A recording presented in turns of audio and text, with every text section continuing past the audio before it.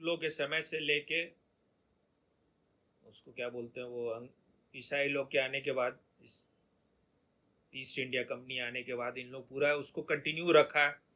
उनको ये बात समझ में आ गया कि जो ब्राह्मण जो है, क्योंकि बुद्धि है देश का, ब्राह्मण को और क्षत्रियो को बर्बाद कर दो, फिर समाज को खत्म करना, उसको नष्ट करना बहुत आसान हो जाएगा। इसीलिए हर चीज के लिए ब्राह्मण को ब्लेम करो या क्षत्रिय को ब्लेम करो, क्योंकि वही ढाल है। उस कुछ कुछ गड़बड़ थोड़ा बहुत किया होगा, लेकिन इतना ज्यादा, इससे ज्यादा तो हर देश में हुआ है। ईसाई लोग जितना किया है उसका कोई कल्पना भी नहीं कर सकते, कुछ भी नहीं है। 1000 साल, 1000 साल से तो रूल यही लोग ज्यादा कर रहा था, या तो मुगल लोग या मुसलमान लोग किया रूल या क्रिश्चियन किया है। ब्राह्मण का संख्या कितना है इस देश में? 5% के आसपास है। 5% कितना कितना लोगों को दबा देगा?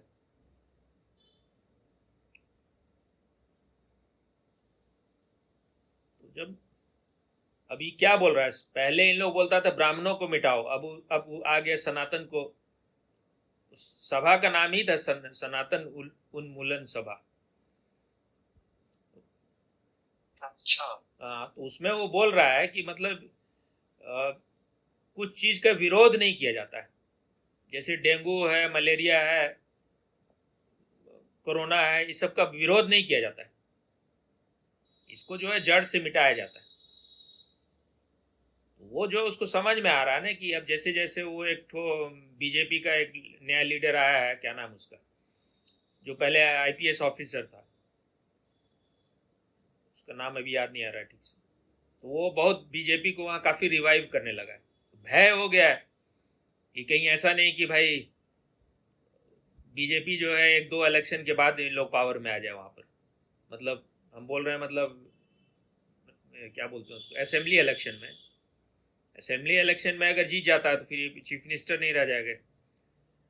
ये तो कन्वर्टेड हो गया क्रिश्चियन में। स्टालिन भी खुद कन्वर्टेड है, उसका बेटा कन्वर्टेड है, उसकी माँ जो है दिन रात काली पूजा करती रहती है। सबसे पहले अपनी माँ को मिटाओ। उसका बाप जो है काफी बीमार है, तो बीमार होने की वजह से उसकी माँ हमेशा पूजा जा के मंदिर में करती है। तो पहले शुरू तो चैरिटी बिगिंस एट होम होता है ना। पहले घर में अपनी माँ का, जब तुम सब चीज के खिलाफ हो, उसका सिंदूर मिटाओ, उसका मंगलसूत्र हटाओ। तुम क्रिश्चियन बने हो, इसमें कोई क्रिश्चियन तुमको कड़ा, कोई इसमें कोई सत्य का खोज के लिए थोड़े क्रिश्चियन बन गया है। ये सिर्फ पॉलिटिक्स है। जिस पेरियार का नाम सुना हो या नहीं सुना? क्या सुना उसके बारे में? आपसे ही सुना था। ना, पेरियार के बारे में हम कभी कुछ नहीं बोले, क्योंकि हमको भी कोई उसके बारे में कोई नॉलेज नहीं था इतना। अब जब से आचार्य प्रशांत बोला है, तब से थोड़ा हमको लगा इसके बारे में जानना चाहिए, क्योंकि थोड़ा बहुत जानते थे, लेकिन जिस तरह का वो बोला कि वो असली सनातनी तो वो था, मतलब इतना बिक चुका है। तुम इधर उधर क्यों देख रहे हो? हाँ हाँ, वही सही कह रहे हो। उन्होंने राजनेता भी थे शायद वो। राजनेता था वो, ये था ना, वो क्या बोलते हैं उसको, अंग्रेज द्वारा बैठाया गया एक एजेंट था अंग्रेजों का। पेरियार। पेरियार, पेरियार तो उसको टाइटल दिया गया था उसका, रामास्वामी करके कुछ नाम था। एग्जैक्टली नाम अभी याद नहीं है। इन लोगों में मेरा कोई इंटरेस्ट ही नहीं है, लेकिन अब जब क्या हो रहा है उधर बहुत देख रहे हो बार बार।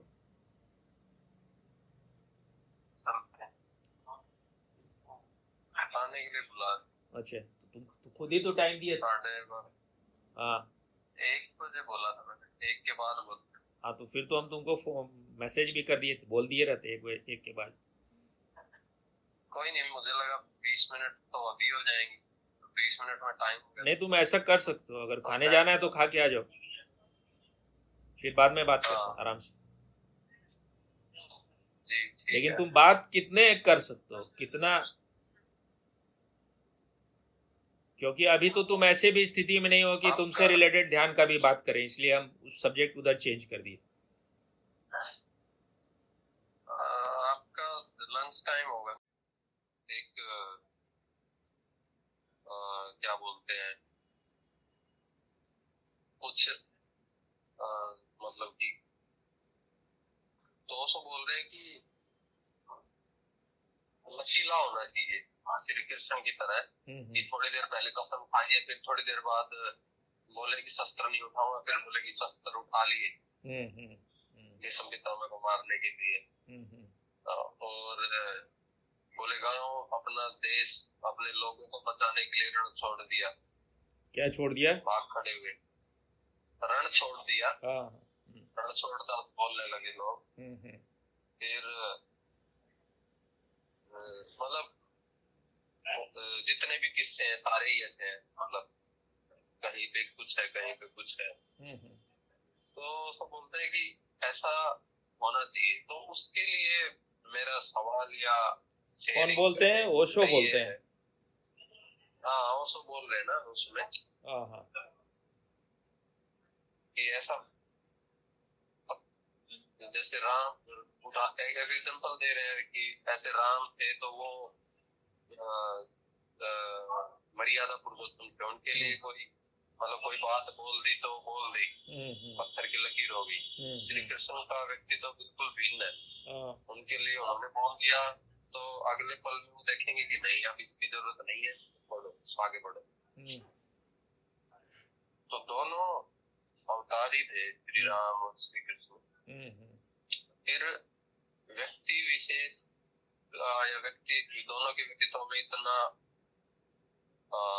अंतर और फिर कार्यशैली या जो भी कहे वो तो हालांकि समझ में आती है कि भाई दोनों का व्यक्तित्व अलग है तो दोनों की वजह अलग रहेगी। फिर भी सवाल श्री कृष्ण पर भी उठते हैं, श्री राम पर भी। दोनों ही एक उच्चतम चेतना थे, फिर भी इतना एक पोटेंशियल में जी रहे हैं, दोनों ही जी रहे हैं हालांकि, पर एक बिल्कुल बहुआयामी है और एक कुछ आयाम में जी रहे हैं।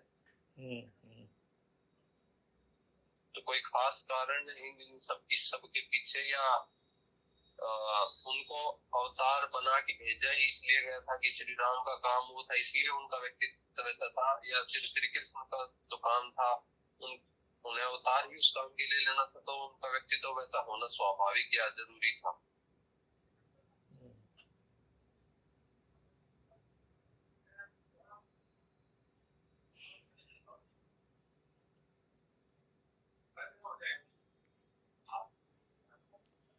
एक तो जो ये पूरा जो हम लोग का 10 अवतार है वो एक तरह से इंडियन थ्योरी ऑफ इवोल्यूशन।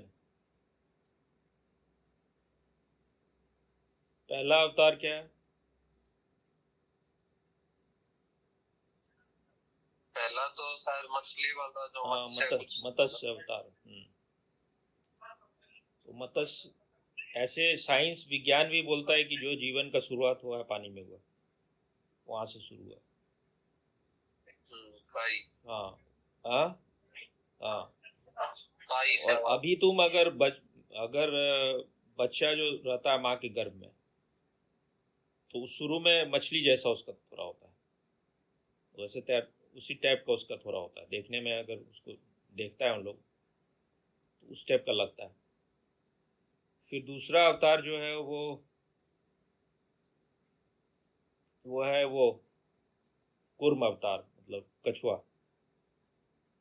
तो कछुआ जो है आधा पानी में भी रह सकता है और जमीन पर भी आ सकता है, तो पानी से जमीन की तरफ आ रहा है। फिर तीसरा है ये बड़ा अवतार जो सुअर जिसको बोलते हैं, तो वो बहुत अर्थली होता है। उसको मारना, उसके नाभि इतना स्ट्रांग होता है, उसको मारना बहुत कठिन होता है। बहुत वाइल्ड और बहुत वाइटल और स्ट्रांग होता है। रियल एनिमल जिसको बोलते हैं, एनिमल वर्ड है एनिमा से, मतलब कि अलाइव। तो सुअर उस मामला में बहुत, उसका इम्यूनिटी भी बहुत स्ट्रांग है, अर्थ को रिप्रेजेंट करता है। फिर आ गया उसके बाद क्या है, उसके बाद बामन है शायद, तो बामन जो है वो आदमी है, लेकिन वो लिलीपुट टाइप का, उसको क्या बोलते हैं, वो पिग्मी टाइप का आदमी। धीरे धीरे अभी अभी आदमी की तरफ बढ़ रहा है, इवॉल्व करता जा रहा है। फिर परशुराम, तो उस उनमें बहुत क्रोध बहुत ज्यादा है।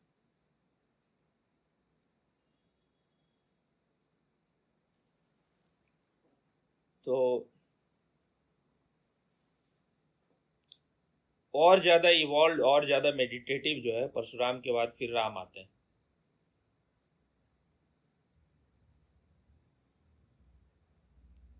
और राम के बाद फिर कृष्ण आते हैं। कृष्ण प्रेम भी उनमें है और उनमें सब तरह का ये। और बुद्ध जो है टोटली मेडिटेटिव आदमी। तो ये कहना थोड़ा मुश्किल है कि कृष्ण ज़्यादा इवॉल्व है कि बुद्ध ज़्यादा इवॉल्व है, लेकिन हम लोग उन पूर्ण अवतार कृष्ण को ही मानते हैं। सभी अवतारों में पूर्ण कृष्ण को मानते हैं। उनमें 16 कला है। तो कोई चीज़ क्लाइमैक्स पर जब तभी पहुंचेगा जो पहले से कुछ यात्रा हो रहा है। सीढ़ी से वन स्टेप बाय स्टेप ही होगा ना। कृष्ण को समझो चरम शिखर है, इसीलिए उनमें स्पॉन्टेनिटी है। वो कोई मर्यादा से नहीं बंधे हुए। वो नदी जैसे नहीं, वो समुद्र जैसे। और एक तरह से समुद्र का भी एक होता है कि वो अपने सीमा को जल्दी नहीं लांघता है। तो कृष्ण कुछ और भी उससे भी विराट कहे जाने चाहिए। फिर तुम्हारा प्रश्न क्या था? फिर से एक बार छोटे में बोल दो, फिर हम उसको बोल। कि व्यक्तित्व में इतना अंतर और क्या समय की मांग थी, क्योंकि दोनों के व्यक्तित्व या अवतार ही ऐसे, उनके काम अलग अलग थे। जिस तरह से उनका स्वभाव और व्यक्तित्व बना, या वैसे व्यक्तित्व की आवश्यकता थी। एक तो हिंदू हिंदू जो है बड़े, क्योंकि ये सबसे पुराना है और बहुत ज़्यादा ये प्रकृति से जुड़ा हुआ है। सनातन जो धर्म जिसको बोलते हैं, ज़्यादा सही अर्थ में होगा कि धर्म ही सनातन होता है। धर्म, अगर तुम धर्म से जुड़ गए तो धर्म सनातन है। उसका ना कोई आदि है ना कोई अंत। सनातन धर्म जैसे ही बोल दिए तो उसको तुम छोटा थोड़ा कर दिए, जैसे कोई धर्म का एक अलग हिस्सा हो गया सनातन धर्म। ये इसको अंग्रेजी में बोलते हैं टॉटोलॉजी। एक ही चीज को तुम दो बार बोल दी, या तो धर्म बोलो या सनातन बोलो। लेकिन ठीक है, समझाने के लिए सनातन धर्म हम बोल दिए, और से अलग करने के लिए कि इस्लाम कोई धर्म नहीं है, मजहब है। क्रिश्चियनिटी रिलीजन है। बुद्धिज्म भी एक मतलब एक मार्ग है पहुंचने का। लेकिन तुम अगर तुम धार्मिक हो गए तो फिर सब धर्म सनातन हो जाता है। धर्म का मतलब क्या है? धर्म, उसको उसके लिए बुद्ध जो है उपयोग किए शब्द धम्म। वो लॉ है, जैसे लाउत्सु का ताओ हो गया, हेराक्लाइटस का लोगो हो गया। ऐसी धर्म जो होता है, धर्म हम लोग का एक और शब्द है रित। रित का मतलब होता है कि जो है प्रकृति में हर चीज नियम से चलता है। इतना तुमको इधर उधर क्यों देखना पड़ता है? डॉक्टर आने वाली है। अच्छा, डॉक्टर तो नहीं।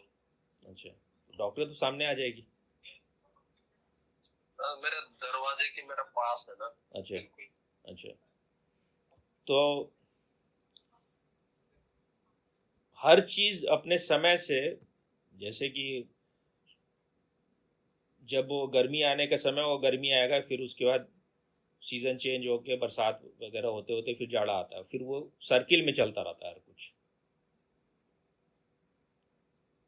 तो उस नियम को जो समझ गया और नियम के अनुसार अपने को ढाल लिया, उसका फिर संघर्ष खत्म हो जाता है।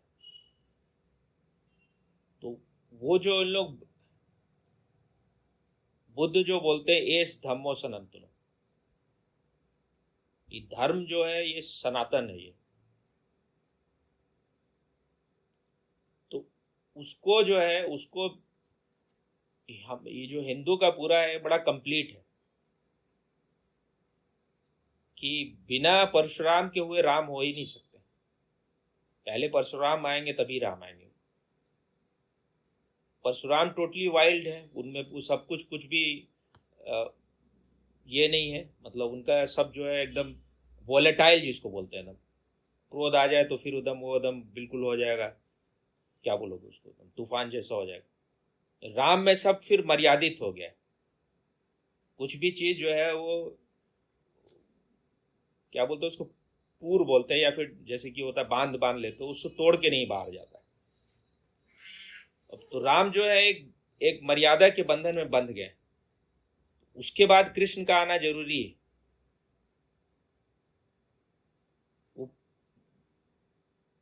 होश के, साक्षी के, चैतन्य के, धर्म के ऊंचाई पर होते हुए भी कोई नियम से नहीं बंधा हुआ। उनके बारे में कुछ प्रिडिक्ट नहीं किया जा सकता है।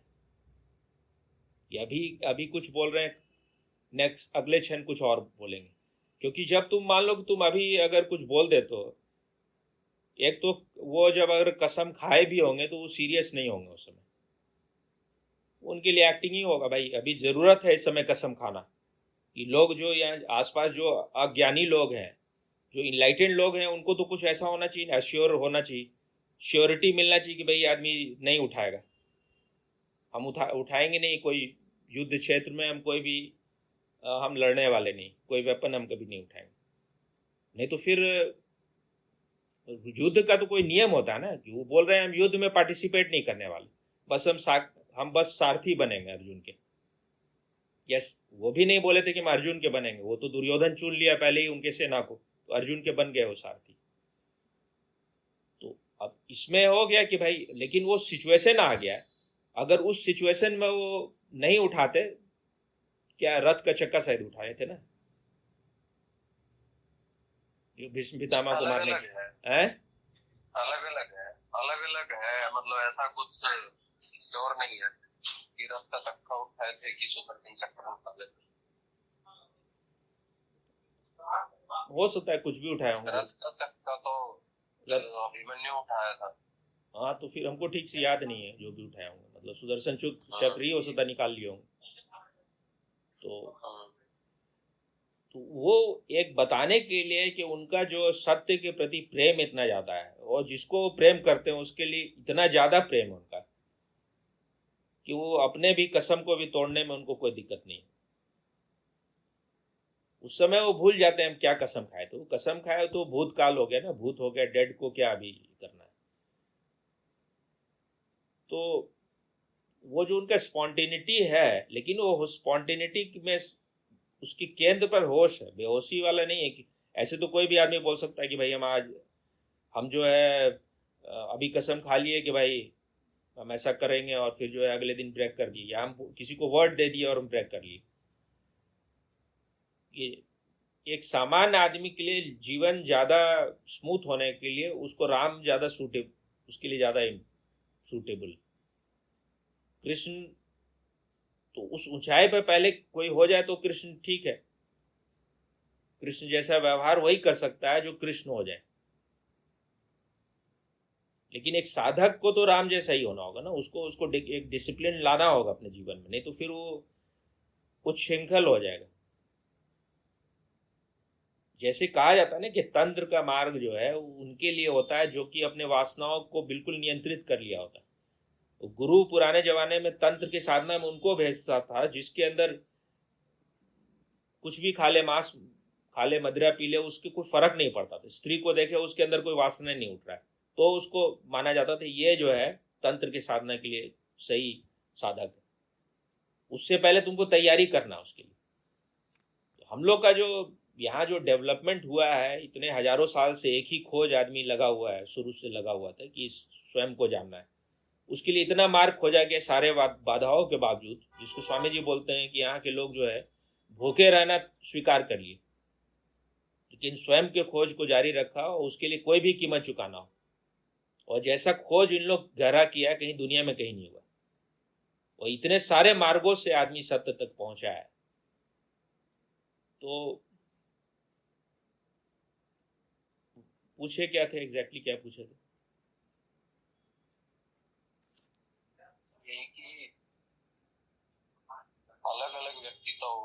समय की मांग थी। यहाँ एक तो है कि भाई देखो, व्यक्तित्व का जो है, कोई भी आदमी जो है, अनुकरण तो किसी का नहीं होना चाहिए। तुम्हारे भीतर जो तुम्हारा स्वभाव है, पहले तुम अपने स्वभाव, पहले तो अपने मिरर को क्लीन, मतलब एक जो नेकेड स्वभाव जो उसको जान लेना चाहिए। उसके बाद से खुद ही जो होने वाला होगा खुद होगा। लेकिन पहले वो होश हो जाए, नहीं तो फिर कोई भी बोल सकता है हम तो भाई कृष्ण जैसे हैं, वादा करते हैं वादा तोड़ देते हैं, हम तो राष्ट्र रचाने लगते हैं। उसको एक बोलती है नाजिया हसन, हसन नाजिया खान, क्या नाजिया इलाही खान या कुछ नाम, सुप्रीम कोर्ट की लॉयर है, काफ़ी अच्छा बोलती है वो। तो वो बोलती है हम करे तो कैरेक्टर ढीला और तुम करो तो रासलीला। तो मतलब जस्टिफिकेशन तो आदमी कुछ भी दे सकता है ना, तुमको जो करना हो उसके लिए बोलो भाई हम तो कृष्ण जैसे स्पॉन्टेनियस है। तो बहुत कठिन चीज, स्पॉन्टेनियस वही हो सकता है जो कि विचारों से नहीं बंधा हुआ, भावनाओं से नहीं बंधा हुआ, जो बिल्कुल एकदम शून्य आकाश जैसा हो गया। अब कहते हैं ना भाई, वो विचार तो वही कर सकता है जो विचार से मुक्त हो गया, तो विचार का उपयोग कर सकता है वो आदमी, और वही आदमी सही ठीक से एक्टिंग कर सकता है जो कि करता नहीं रह गया। तो कृष्ण अगर अगर कृष्ण ना भी हुए हो तो कृष्ण से फिर भी इतना ज्यादा सीखा जा सकता है। कोई कृष्ण हुए हो ना या नहीं हुए हो, जो जो आदमी कृष्ण, अगर वो काल्पनिक पात्र भी है, उसको जो कल्पना किया वही आदमी कृष्ण है। वो बता रहा है कि अंतिम ऊंचाई ये होता है धर्म का। लेकिन अगर उस तरह से देखा जाए तो द्वारका वगैरह सब समुद्र के भीतर जो है वैज्ञानिक लोग हो जाए कि नगरी मिल रहा है, हो ना हो वो ज्यादा इंपॉर्टेंट नहीं। एक आध्यात्मिक साधक के लिए वो होता है कि कृष्ण तुम्हारे भीतर कैसे पैदा हो जाए, हुए हो तो ठीक, नहीं हुए तो भी ठीक, क्योंकि उसका 100% प्रूफ तो अभी कोई कैसे कोई देगा। अगर मान लो पूरा विज्ञान सब कुछ खोज भी ले तो उससे फर्क क्या पड़ रहा है तुम्हारे जीवन में? तुम्हारे जीवन में तो वही फर्क पड़ेगा। गीता अगर समझ गए तुम तो तुम्हारे जीवन बदल सकता है। इसमें और कुछ रह गया या हो गया बात? कुछ और हो तो, क्योंकि हम भूल जाते हैं आजकल। नहीं, कुछ तुम बोल रहे थे कुछ, अगर है।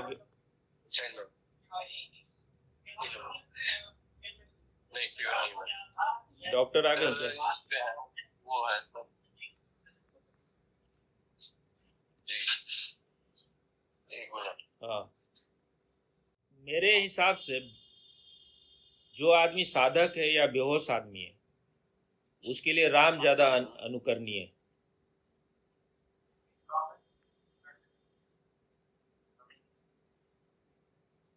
कृष्ण के फेरा में आदमी पड़ा ना तो न घर का रहेगा न घाट का रहेगा। काफी बहुतों को अट्रैक्टिव। ओशो में भी बहुत सोच समझ के, क्योंकि ओशो देव हर तरह के साधकों के लिए बोलते हैं तुमको देखना है कि तुम्हारा कौन सा मार्ग है, नहीं तो वो जंगल जैसा है उनका पूरा।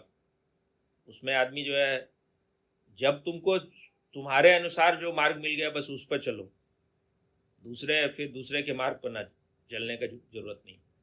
जैसे कृष्ण गीता में बोलते हैं ना, स्वधर्मे निधनम श्रेय पर धर्मो भयावह। मतलब तुम्हारा जो स्वभाव है, स्वभाव का जो धर्म है उसमें मर जाना से श्रेष्ठ कर, दूसरे के धर्म को कभी नहीं अपनाओगे। वो पता नहीं उसका भयावह मतलब होता, भयावह ही मतलब होगा शायद, भयंकर है या डेंजरस है, जो भी हो। अभी तो संस्कृत उतना हम भी नहीं जानते। मतलब स्वभाव से जो आए तुम्हारे, हर आदमी के भीतर कुछ छुपा हुआ है, उसका एक स्वभाव है। जैसे गुलाब का फूल गुलाबी बन सकता है, कमल का फूल कमल ही बन सकता है। तुम गुलाब अगर होने के लिए आए तो कमल बनने का कोशिश मत करो। मेन जो तुम्हारा पूरा साधना होना चाहिए कि तुम अपने स्वभाव को जान लो, तुम्हारे क्या नेचर है, और उसी के हिसाब से जियो। न कृष्ण बनना है, न राम बनना है, न ओशो बनना है, न बुद्ध बनना है। सीख सबसे सकते हो। अब ओशो तो बहुत बात बोलते हैं ना, ओशो तो बुद्ध को इतना इतना उनके ऊंचाई पर उठाए, कृष्ण को इतना ऊंचाई पर उठाए, कभी उसको दम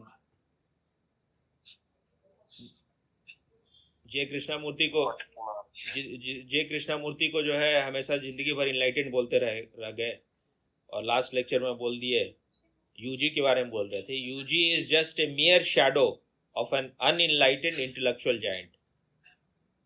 मतलब यूजी बस एक छाया मात्र है एक अनइनलाइटेंड इंटेलेक्चुअल जायंट के, अनइनलाइटेंड इंटेलेक्चुअल जायंट जय कृष्णामूर्ति। अब फिर ओशो के बातों को तो फिर एक दुनिया में सिर्फ वही इनलाइटेंड है उसके, अगर उनको सुनना है तो। निसर्ग दत्त महाराज जो स्वामी जी के वो एक कुछ गुरु, 3 गुरु को स्वामी जी मानते हैं अपने जीवन में, उनको तो बीड़ी बाबा बोलते थे ओशो। जय कृष्णा यूजी कृष्णामूर्ति जो उनको भी स्वामी जी अपने गुरु मानते हैं, उनको तो उधार गुरु कृष्णामूर्ति बोलते थे। लेकिन कोई आदमी अगर मुक्त हो गया, वो अपना मुक्त की तरह जी रहा है, तो किसी के सर्टिफिकेट का जरूरत नहीं उसको। वो अपने स्वभाव को जान लिया है तो कोई कुछ भी बोले। अब ओशो क्यों बोल रहे हैं, हो सकता है वो तुमको कंफ्यूज कर रहा हूँ। एक तो बोलते भी ने, जो कोई पूछा उनसे प्रश्न की तो उस पर बोले my job is to confuse you baby.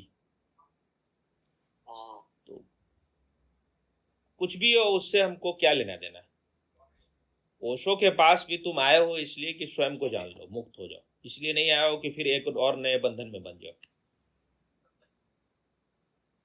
क्योंकि कोई भी व्यक्ति अगर वो कुछ करेगा ना तो उसमें हो सकता है उस समय के लिए ठीक हो, लेकिन बाद में लगेगा नहीं ये शायद ठीक काम नहीं किया उस समय के लिए वो ठीक था, वो किए वो ऐसा। तो किसी के कुछ भी कृत्य से ज्यादा प्रभावित होने का जरूरत नहीं है। अगर तुम्हारे लिए उससे कुछ अपना यात्रा में सुविधा हो जाता है या तुम्हारे विकास में काम आता है तो ठीक है।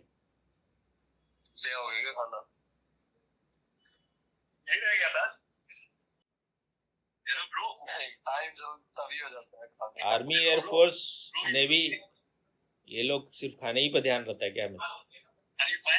नहीं, वैसे तो 8 बजे शुरू होता है मैच में, लेकिन यहाँ का मैच का मरीजों का मैच है वो 6:30 बजे शुरू हो जाता है। अच्छा, 6:30 तो हो रहा है। हाँ, लोग तो चले गए। अच्छा, जाने वाले इनको बोला था ले लिया, जाने वाले तो चले ही जाएंगे। तुमको भी हड़बड़ी है तो चले जाओ। नहीं, हड़बड़ी नहीं है, मैं तो इनको बोल रहा था कि मैं लेने आना। अच्छा, वो मजाक करने लगे। अच्छा, खाना लाना पड़ेगा, इधर लाओ तो रात में। क्या बोल रहा है, क्या लाना पड़ेगा? ऐसे मजाक कर रहा। अच्छा, तुम्हें इधर ला के दूं, अच्छा,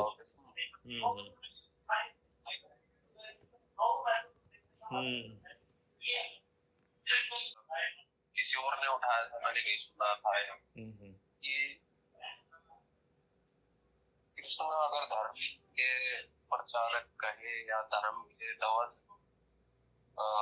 ध्वजारोही कहे तो एक सवाल ये उठता है, वैसे तो ये डिसीजंस पे उंगलियां हमेशा उठती रही है। कैसी पे उंगलियां उठती रही है? अर्जुन मतलब ऐसे सवाल उठते रहे हैं उनके निर्णयों पे। अच्छा, निर्णयों पर सवाल कौन उठा रहे हैं? तो ज्ञानी लोग उठा रहे हैं क्या? ज्ञानी उठा रहे हैं? हाँ, दोनों ही। ज्ञानी तो नहीं उठाते हैं, अज्ञानी ही उठाते हैं। तो मेरा जो है वो ये है कि बात आई गई जो उसमें तो कोई दो राय नहीं है। फिर कहना ये है कि श्री कृष्ण ने युद्ध किया या सारथी बने अर्जुन, और उनकी इतनी बड़ी सेना, उन्होंने युद्ध किया दुर्योधन की साइड से। किन्होंने? उनकी सेना। हाँ, तो उसमें भी बहुत सारे लोग जिनका कोई लेना देना नहीं था एक तरह से। उनकी निरसंस हत्या या मतलब युद्ध में उनका मारा जाना। 5 मिनट में सर कृष्ण जैसा हो रहे हो, हर 2-2 मिनट में बदल रहे हो, 5 मिनट, 10 मिनट, 12 मिनट है। तो उनमें उनकी नारायणी सेना थी, वो उस साइड से युद्ध किया। तो वो तो श्री कृष्ण के साथ कि वो अधर्मी कैसे हो सकती, मतलब अधर्मी लोग दुर्योधन की साइड थे, और श्री कृष्ण ने कहा कि धर्म का पलड़ा जिधर है मैं उधर से उधर रहूं और उधर ही रहूंगा। मैं तो असत्य के साथ हो ही नहीं सकता, सत्य के साथ ही मतलब मेरा हुआ। तो उसमें कहने का मतलब ये है कि उनकी सेना तो उनकी थी ना, उनकी सेना तो उनकी थी, लेकिन उनके सेना के का जो आत्मिक स्तर था, उसकी चेतना का जो विकास था उनकी सेना का, वो कोई कृष्ण के कंट्रोल में तो नहीं था ना। कृष्ण को दिखाई दे रहा होगा कि ये भी अपने कर्म से जो है उसी स्थिति में है जिस स्थिति में कौरव लोग हैं। तो इनको भी कृष्ण तो बोल ही रहे हैं ना कि ये तो अपने कर्मों से सब मारे जा चुके हैं, चाहे वो दुर्योधन हो, चाहे क्या ना दुशासन हो, चाहे कर्ण हो। आप चलो बात तो 10 मिनट बाद या तो बात आपको ज्वाइन कर दो ही ऑप्शन है। दुर्योधन है, कर्ण है, दुशासन है, ये तो अपने कर्मों से मारे जा चुके हैं। बस ये लोग कहेंगे कि अर्जुन मारा, तो तुम तो निमित्त मात्र। तो ऐसे ही जो है ना, उनके सेना में भी जो उनके सेना को दे दिए कृष्ण को समझ में आ रहा होगा इनके भी जाने का अब समय आ गया है। और बाद में जो यदुवंश जो है, इन लोग आपस में भी तो लड़ मड़ के सब खत्म ही हो गया ना। गांधारी का बोलते हैं श्राप दे दी, और फिर जो उनका पूरे वंश का विनाश हो गया। तो कृष्ण तो देख सकते हैं ना क्या हो रहा है, क्या भविष्य में होने वाला है। जो हाँ, इसमें फिर कहानी आगे बढ़ती है, इसमें ये भी सवाल आता है हाँ, कि जब उनको श्राप मिल ही गया था, मिल गया था, और उससे पहले का भी आता है ना कि वो गांधारी के पास जाते हैं और उन्हें पता है कि श्राप मिलना है वहां। तो मतलब वो तो जान, अगर बचना चाहते तो बच सकते थे। बहुत सारी नहीं, उनको तो समझ में, वो तो इतने देख रहे हैं ना कि ये यही होने वाला है। वो गांधारी भी बस निमित्त थी, तो वो क्यों रोके कोई चीज को, होने वाला वैसे ही होने वाला है। वो सिर्फ गांधारी के मुंह से बात कहा गया हो, लेकिन वो तो वैसा ही होना था। गांधारी नहीं बोलती, कोई और बोलता। जो आया है पृथ्वी पर उसको जाना ही है, वो कैसे जाएगा ये तो बस यही बात है।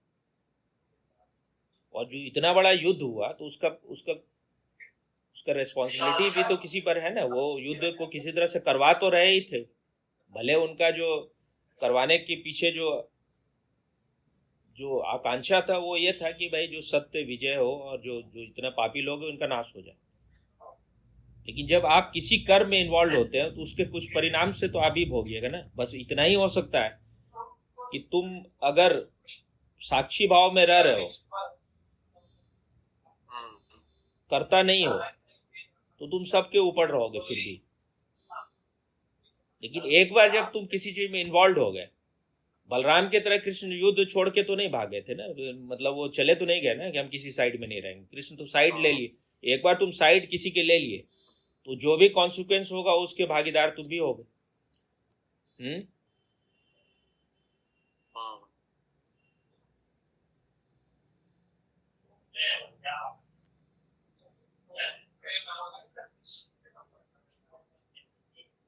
उसको कोई फिर जो हाँ, फिर जो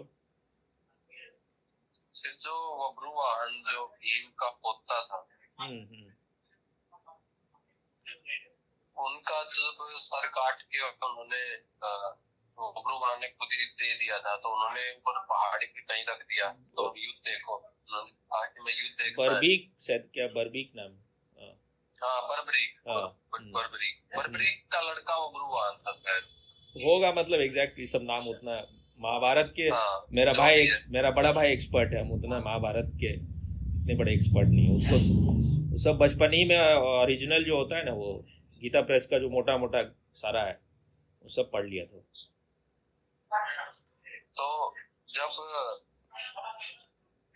कौन उनसे पूछता है क्या नाम था, बर्बरीक से, भाई क्या बोलते हैं, और कौन युद्ध लड़ रहा था, हाँ दोनों साइड से कृष्ण ही लड़ रहे थे, मतलब वो बोला। हाँ तो बोलते हैं कि दोनों साइड से कृष्ण ही लड़ रहे हैं। तो ये मतलब तात्पर्य क्या है इस मुद्दे का? देखो राम में भी वही परमात्मा है, रावण में भी वही परमात्मा है। ये तो अस्तित्व का खेल है। अच्छाई और बुराई में जब तक युद्ध चलता रहेगा तब तक ही तो संसार है ना, नहीं तो फिर प्रलय हो जाएगा। जैसे ही दोनों में युद्ध बंद हो गया, संघर्ष खत्म हो गया, बस वही उसी को तो प्रलय बोलते हैं। अब ये खेल खत्म। जब तक दिन है तो रात भी होने वाला है, और दिन और रात दोनों उसी का खेल है, अच्छा और बुरा दोनों उसी का खेल। इसीलिए साक्षी का हम लोग क्या है, साक्षी को खोजा क्यों इन लोग? साक्षी जो है बहुत अंदर गहरे में जाके खोजा गया होगा ना, कि भाई इन दोनों के पार भी तो कुछ होगा, अच्छे बुरे, शुभ अशुभ, दिन रात, कुछ तो होगा जो इन सब का साक्षी होगा, जो सबके दोनों के पार होगा, नैतिक अनैतिक। तो तुम जब पार हो जाते हो तो तुम जीवन के बीच में रह के भी तुम उस केंद्र पर हो जो दोनों से अनटच रहता है। उसको जानना है, वही तो पूरा साधना तो वही है ना। अगर तुम बिना किसी विधि को किए अगर साक्षी में स्थित हो गए, विधि को करने का फिर जरूरत नहीं। उस तरह का साधना तुम बहुत कृष्ण के जीवन में नहीं देखोगे या राम के जीवन में, जैसा बुद्ध के जीवन में, वो ऐसा कठोर साधना। और ओशो भी जब बोलते हैं कि वो 21 साल की उम्र में जो भी उनको घटा हो, बोले कि उनको उस समय ये अनुभव हुआ कि वो हमेशा से वही थे। तो अल्टीमेटली तो तुमको वही पता चलेगा कि तुम वही थे। तुम अपने को कुछ और मान के बैठ गए थे, इसलिए वो नहीं पता चल रहा था।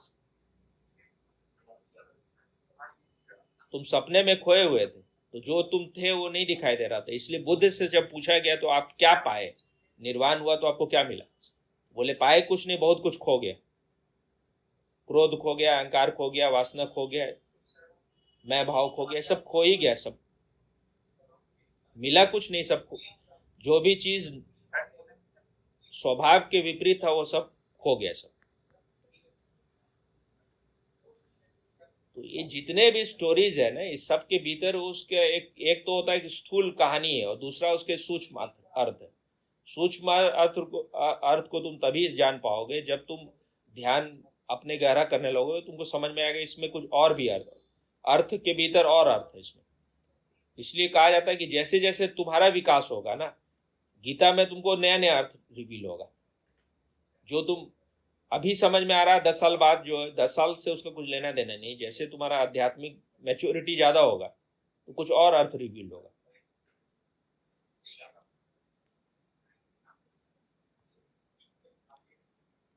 महाभारत का युद्ध हुआ या नहीं हुआ वो भी कोई बहुत रेलिवेंट नहीं। हुआ हो तो भी ठीक है, नहीं हुआ तो भी ठीक है, लेकिन युद्ध हमेशा भीतर भी तो चल रहा है ना। महाभारत भीतर भी चल रहा है, और उस युद्ध को जानने वाला भी कोई है, वही तो साक्षी है। तुम्हारे भीतर जो युद्ध चलता है, कौरव और पांडव भीतर भी तो है,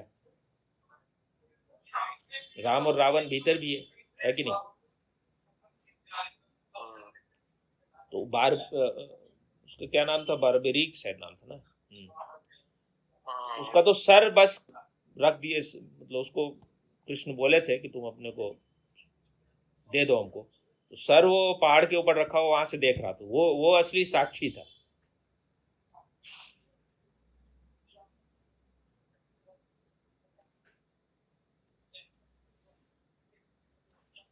अब अब सामान्य आदमी कैसे गहरे बातों को समझे, उसको समझाने का बहुत प्रयास किया है इन लोग, ऋषि लोग, कहानी के माध्यम से, कि इनका रस भी बना रहा है। अभी जितना मेथड मान लो ओशो खोजे हैं, उसीलिए खोजे ना कि किसी तरह से लोग जो है विधि के माध्यम से ही अपने भीतर का जो रेस्टलेसनेस है, जो समाज में एकदम बीमारी इकट्ठा कर लेता है, उसको किसी तरह से फेंक लेगा। फिर शांत, जैसे ही तुम शांत हो गए, सारे बीमारियों से मुक्त हुए, तो स्वभाव में स्थित हो जाओगे।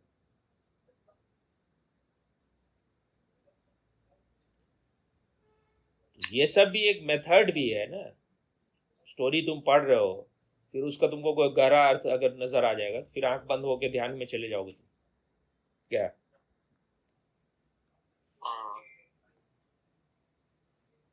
अब इससे रिलेटेड और कुछ है, या खाना ज्यादा बुला रहा है? खाना तो नहीं बुला रहा, रिलेटेड तो बहुत कुछ हो सकता है तो नहीं। क्या बोले, है तो नहीं? हाँ मतलब हो सकता है, बहुत कुछ क्रिएट किया जा। एक और क्रिएट कर दो, करना है तो फिर जब सब निमित्त मात्र ही है, जब उन्हें पता है। किन्हें पता है?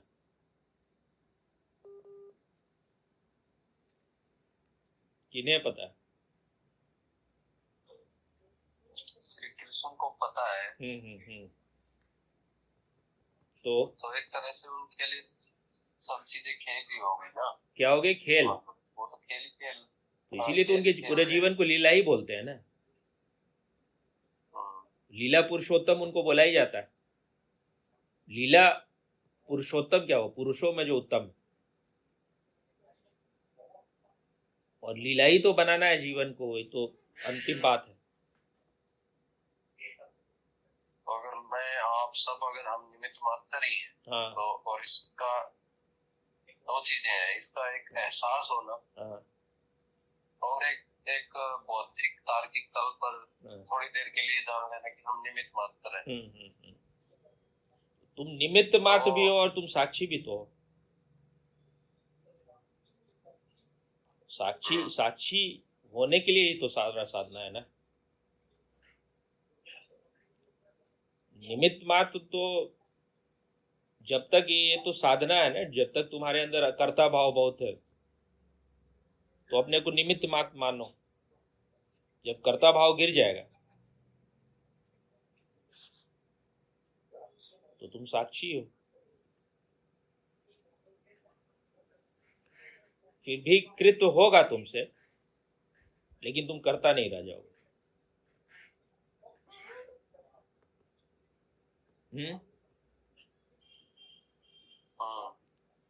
निमित्त मात्र होना भी तो एक साधना है ना भाई। तुम ये जानो कि तुम निमित्त मात्र, करने वाला परमात्मा है।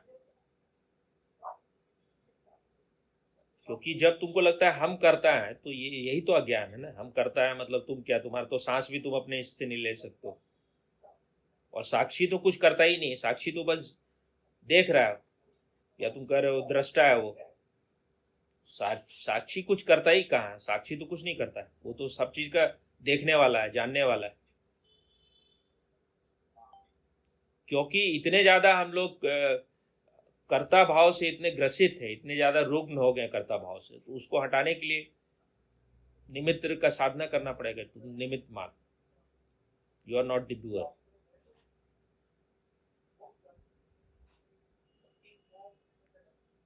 बुद्ध का क्या है? Actions are done, there is no doer whatsoever. कोई करने वाला नहीं, थिंग्स आर जस्ट हैपनिंग।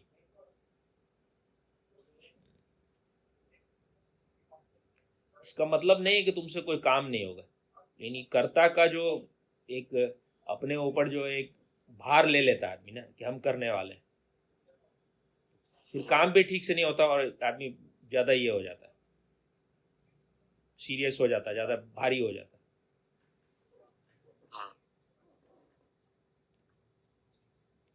उसके बारे में क्या तुमको लगता है, प्रिंस के बारे में?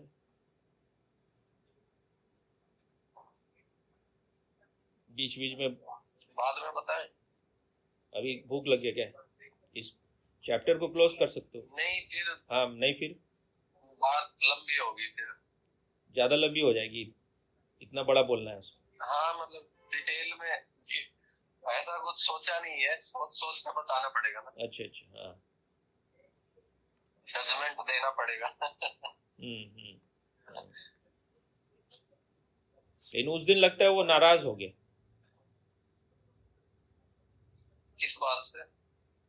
वही जो शाकाहारी खाने पर जो चर्चा चल रहा था। नहीं, उससे नाराज नहीं होंगे, नहीं लगता। तो क्या चीज से नाराज हो गए? नहीं, वो व्यस्त होंगे, मतलब नाराज होने वाली उनकी वो है नहीं। हैगी तो होगी, तो देखो, हो सकता है बता भी दे कि बुरा लगा ये बस। नहीं देखो, ईगो कुछ लोगों का होता है ना, वो बहुत ऐसा होता है कि सबको ऑब्वियस हो जाता है, तो वो ज्यादा ठीक है। कुछ लोगों का होता है बड़ा दूसरे टाइप का होता है। क्या हुआ, अभी क्या हंस रहे हो? वही दोस्त खाना खा के आ गया तो बोल रहा है अच्छा आ गए तुम खा। कौन बोल रहा है आगे खा के? तुम तो बोल नहीं रहे हो कुछ। नहीं बोल रहा, तुम आए, वो बोल रहे कि आए। ओ, आए नहीं है, अच्छा अच्छा। तो अब तो तुम्हारा खाना आ गया होगा ना? नहीं लाया वो ना। वो तुम खाने जाना है? हाँ मैं बोल दिया था ना कि मैं आ रहा हूँ। अच्छा, तुम जाओ तो फिर खाओ तो। हाँ ठीक है। अभी कितना दिन और यहीं रहना है?